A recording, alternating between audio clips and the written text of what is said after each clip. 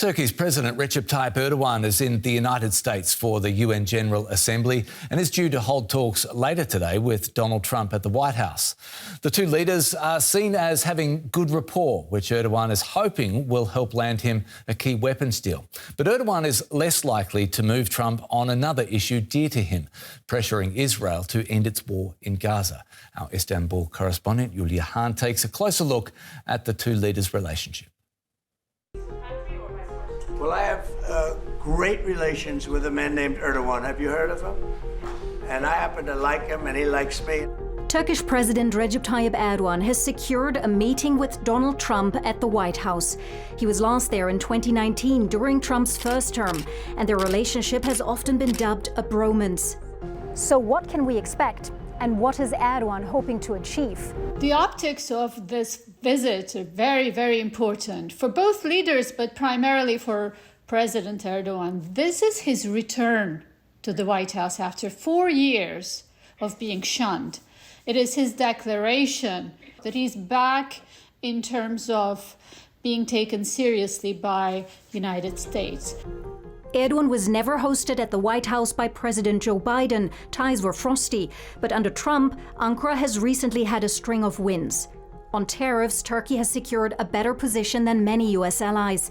Washington has lifted many sanctions on Syria, as Erdogan wanted. And Trump has turned a blind eye to Erdogan's ongoing crackdown on Turkey's opposition.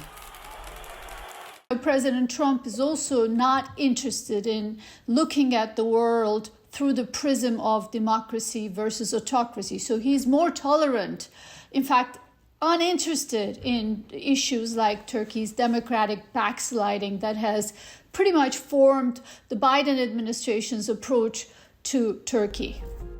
Ahead of Erdogan's visit, Trump said on his social media the two would discuss a number of military and trade deals, like a large-scale purchase of Boeing airliners by Turkey. This would help Erdogan to strengthen the national flag carrier Turkish Airlines and further establish Istanbul as a global aviation hub. But it's not all bromance. US-Turkey ties also face some serious challenges. One of the big ones is a long-running dispute between the two NATO allies over fighter jets. Turkey angered the Trump administration in 2019 by buying Russian S-400 air defense systems, prompting Washington to cancel a planned F-35 fighter jet sale and remove Ankara from the program's joint production line. Erdogan wants to use the meeting to negotiate a deal, and Trump has said that he expects the F-35 talks, quote, to conclude positively. What Trump does is usually speak positively, so I expect that rhetorically he will support sale of F-35s to Turkey and maybe say, we'll look into that. Why not? I'm going to work on it. This is huge leverage for him. But of course, this also depends on US Congress. But what could prove harder to resolve are differences between Trump and Erdogan over Israel's war in Gaza. The US is Israel's closest ally, while Erdogan is one of its fiercest critics. He has likened Prime Minister Netanyahu to Nazi leader Adolf Hitler, officially cut trade relations and asked to join a genocide case against Israel at the International Court of Justice in The Hague. We must ensure that the genocide crew is held accountable under international law. God willing, this will undoubtedly happen.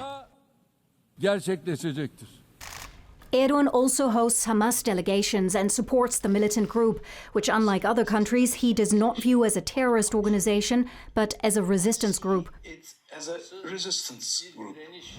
So how are Erdogan and Trump going to handle this issue? I think they will inevitably get to Israel. They cannot avoid this topic. They might end up having more of a public discussion in front of the cameras than they would like.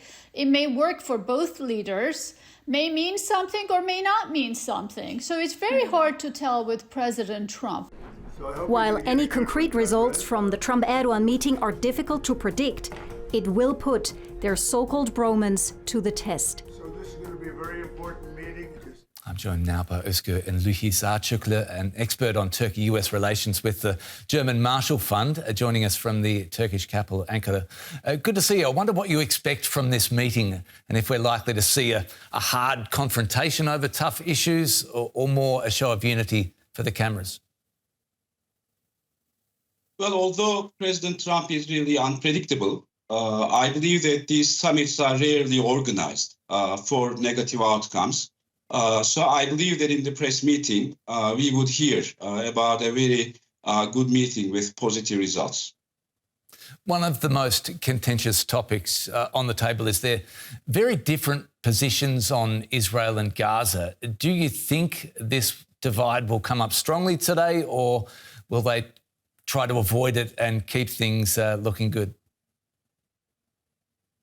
Well, it will inevitably come out for two reasons. First of all, President Trump is doubling down on support, unconditional support to Israel. On the other hand, there is pressure on President Erdogan to do more to restrain Israel.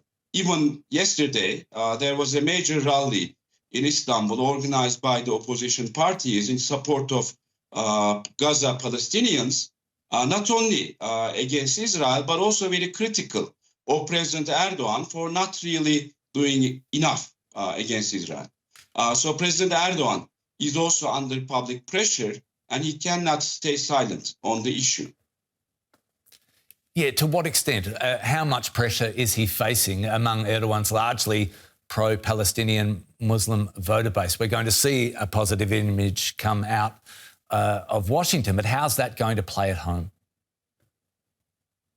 Well, he's facing a real strong pressure from, by the way, not only from his conservative base, but also from the largely secular opposition parties as well. So it seems that although the Turkish public is divided on most issues, when it comes to Gaza, the Turkish public is united, and they are actually frustrated that the Turkish government is not doing enough. And just briefly, if you would, what is it about the personal chemistry between Trump and Erdogan?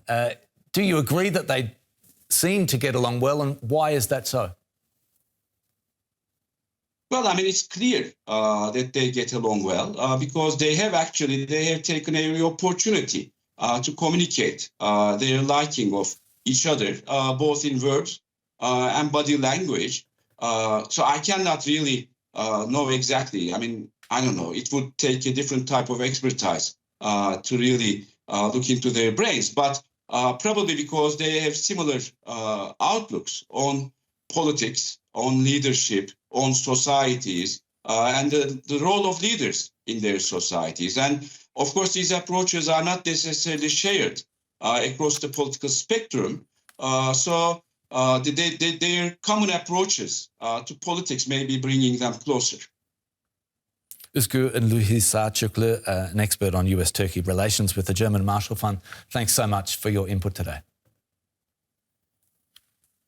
Thank you.